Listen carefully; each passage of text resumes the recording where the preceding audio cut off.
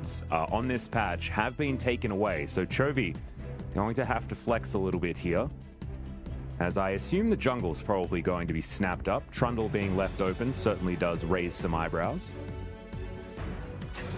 And Jace is going to be locked in right away. So Doran going to try to pilot that to success. Obviously, this champion has been popping up a lot in some of the more recent weeks. Whoa. As Victor is going to come in early, so... Okay, so this is making me feel like it's a deft pick. The fact that it was picked into the Aphelios with only that information there just makes me... It's twigging something in my brain. Well, mages maybe there's something wrong with my brain, I don't know. Mages are pretty good against Aphelios. No one really got that memo throughout spring. I mean, we've had some people try to take Syndra down into bot lane, but typically the people that took Syndra into bot lane weren't really capable of piloting her, for the reason that you would pick Syndra and then try to take her down bot. So we often just ended up getting handshakes, as Graves is now locked in for T1. I'm really happy to see this. Graves giga undervalued in the current meta, as Trundle is gonna self-counterpick himself, which is a bit peculiar. Yeah, but it's understandable. Of course, DRX do put a lot of priority on the Trundle, as Pyke is going to be banned away from T1. And the center is still available, guys. And I saw a sneaky message from our old friend Papa Smithy in chat, wondering about whether the Senna Victor bottom lane is a possibility. Of course, we'll be able to shove extraordinarily quickly. Likely that Carrier will be piloting the Senna in that situation, but getting ahead of ourselves just a little bit. T1 could ban it away if they would like to, and the Yuumi is going to be taken off the board first. Well, Pyke and Morgana both banned away by DRX. T1 targeting the Yuumi, not wanting to go up against that. And the interesting thing about this Victor is that it retains its flex potential. Yeah. For so long, if it does have the option to go down into the AD carry role. And this does make some of the bans a little bit difficult for T1, because there's not really a whole bunch of goodness that you could try to target. Silas is going to end up getting hit. And that's Tom Kent. Take it away. So, yeah. We're going to have to call someone in. Papa, if you could just hop in the call. We'll get Brendan Valdez here. Ellis and I need to go. Timothy has jumped in, and it's confusing to say the least. And now Effort can counterpick to his heart's content. Certainly a lot of options, considering the Blitzcrank for the moment. Karma is available, that we've seen have so much success, but Brad is another pretty diabolical pick into the Tom Kench. So T1 already punishing this pickup, as now Effort wondering what they're going to do as far as rounding out this roster is concerned. And Faker's pick, it should be coming in at this particular point. And what is he going to likely... Okay, well, it's actually hovering Pantheon.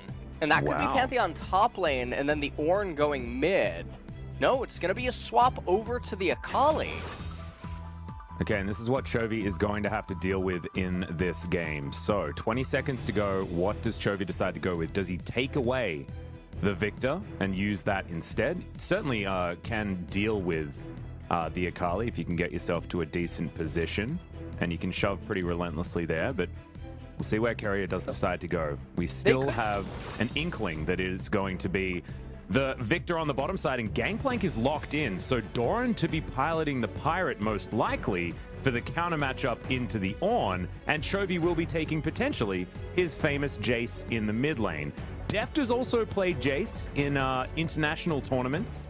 It was awful. It was an absolutely terrible game. We're hoping he never does that again. So not likely that that's going to be happening, as we're going to be waiting another 10 seconds to find out where these solo laners are going.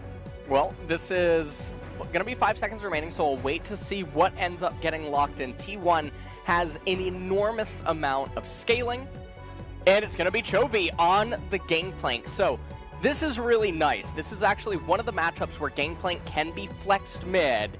It's very brutal for the Akali to try to play this game. Gangplank takes grass to the Undying. There's lots of squishies on the side of T1. He's going to scale up massively and really stifle the Akali's ability to be relevant in the mid game. So this is going to be pretty interesting across the board. Obviously, I would say that T1 has the leg up down in bot lane. We'll have to see why Victor is going to move into the later stages because they're sinners through and through. Yep. We'll see whether they're going to be able to sin themselves to victory this time around, and hopefully Doran, without any of these whoopsies, because he would have needed to respect Flash a whole lot earlier if he wasn't going to die there. And, you know, I actually gave the MVP vote over to Effort. It felt like he was such an integral part to so many of the setups that went good for T1 and got the balls rolling.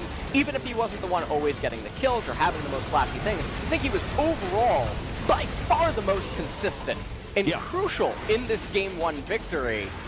Especially because I gave it to Effort because he made the least mistakes, right? I don't think you can give it to Faker because, like, here, he made the error of diving into the backline when he didn't necessarily need to. That the gave bot away lane play, the mid second lane Mountain play. Drake. Yeah, there were a few whoopsies. Certainly did a lot of work when it came to some of the pivotal moments in the later stages, but like you were talking about, like, Effort landing that Q, even if it didn't save Cuz's life, it got them a bunch of flashes. And he was always there with the Tempered Fates as well to make sure that teamfights were starting off skewed and can at least mess with the phalanx that DRX do have available to them. And this was just them not valuing what could end up happening here. It was a very close Baron, but didn't end up mattering. And also Teddy living was pretty big as well. Remember, that was all just because Dev, he clicked backwards, ran back about 300 range, and when he decided to move in and try to go for the Chaos Storm, he just barely missed on Teddy. So every click matters. As right here, this is where they ended up just getting flanked. And we've seen this happen to DRX even against T1 in many other matches. They don't hold the phalanx that would have been so ideal for their team composition, and they just end up getting collapsed on and lose everything. Yeah, and Tempered Fate is certainly something that can really mess with that one. As once again, Effort locking down this Dragon, Chovy in position as well, able to go golden, but not able to actually get too much more done. And this was basically the steamroll from T1 once their composition got to exactly the point that it wanted to be in. Well, this is good news if you are a T1 fan, as now they're going to go up 1-0 in this series, and DRX, with their tendency to pick sinful team compositions, doesn't make me feel too comfortable